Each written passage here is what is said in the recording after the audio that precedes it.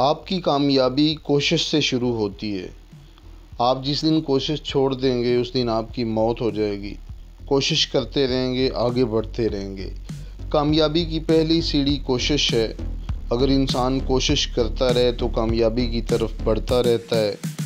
कोशिश से गलतियां होती हैं।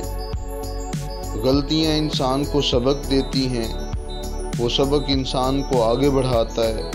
सबक से तजर्बा और तजर्बे से कामयाबी हासिल होती है। तो इसलिए ज़िंदगी में आगे बढ़ने के लिए हमेशा कोशिश जारी रखें।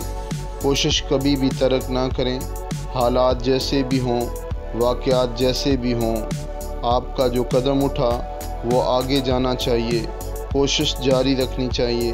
अल्लाह ताला की ज़ात आपकी हामी व नासिर हो। अल्लाह हाफिज़।